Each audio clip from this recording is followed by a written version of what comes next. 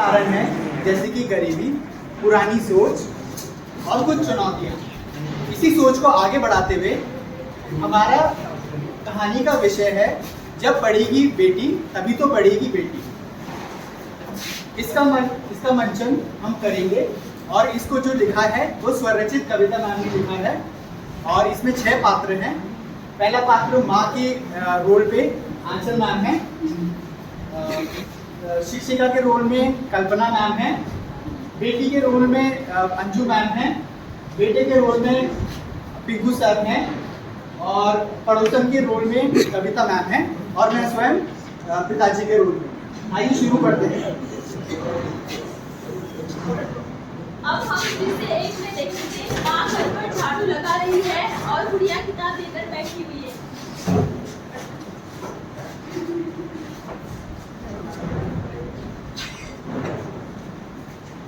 अंजू कहाँ होगी?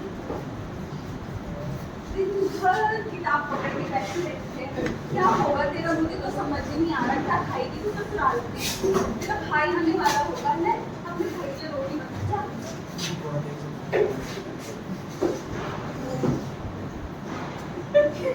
खाना बन गया?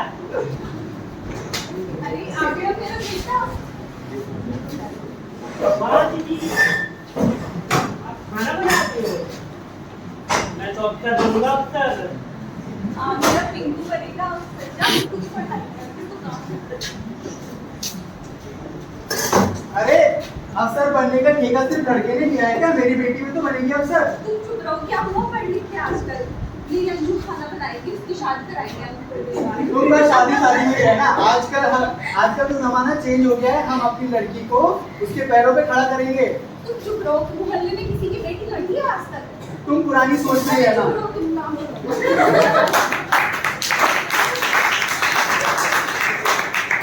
चलो बेटा अंजू, मैं भी तो कुछ भी बोलती रहती। तुम अपना बैग पकड़ो और चलो स्कूल मेरे साथ। आओ आओ आओ बेटा, चलो स्कूल में चलो।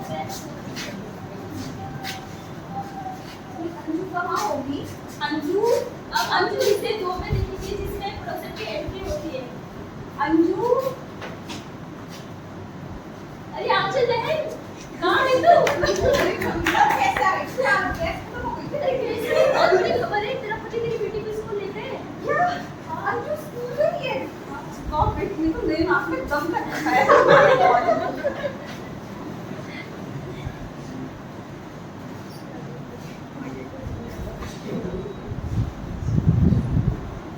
दृश्य 3 जिसमें पापा अपनी बेटी और बेटी को घर पर ले जाते हुए दिख रहे हैं। क्या क्या वस्तु है? मुझे टेस्ट में हमें खाना टेस्ट किया। और आपको क्या? अंजू को स्कूल क्यों लेके गए थे? मैं अपनी बेटी को सफल बनाना चाह रहा हूँ। तुम चुप रहो। सफल लोग के ससुराल में होगी। अंजू ले खाना बना। चल बेटा।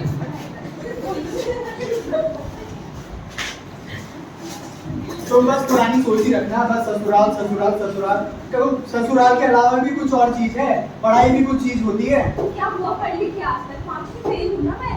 इसकी एज में तो मेरे 2 बच्चे हो गए थे। तुम चुप रहो। अरे तुम्हारा जमाना अलग था, ये जमाना अलग है। हम नई सोच है और ये हम दोनों की जिम्मेदारी है कि हम इसको पढ़ाएं। ज्यादा पढ़ी हुई लड़कियां बिगड़ जाती हैं। मेरी बेटी की शादी करवा देंगे। ऐसा कुछ नहीं है। तुम पुरानी सोच में ही रहना। हम नई सोच रखे हुए। अब हम कहानी में दृश्य 4 देखेंगे जिसमें शिक्षिका घर आती है। नमस्ते बहन जी। अरे शिक्षिका मैडम आओ, बैठो बैठो। अंजू पानी डालो मैडम। और मैम नमस्ते बेटा। नमस्ते बेटा। और कैसा आना हुआ मैम? देखिए आपकी बेटी ने स्कूल के पहले दिन ही प्रश्नोत्तरी में पहला स्थान प्राप्त किया है। सच में अंजू अच्छी आई है। हाँ, और इसको सरकार द्वारा स्कॉलरशिप भी दी जा रही है आगे पढ़ने के लिए।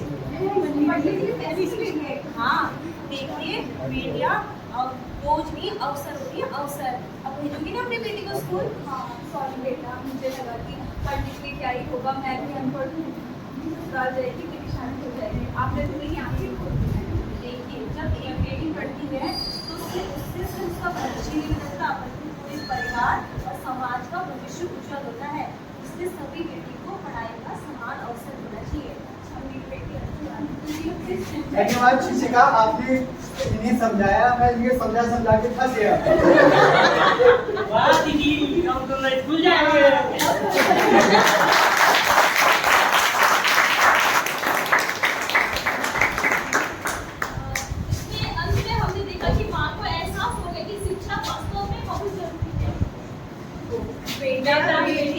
समान शिक्षा है सबका सम्मान।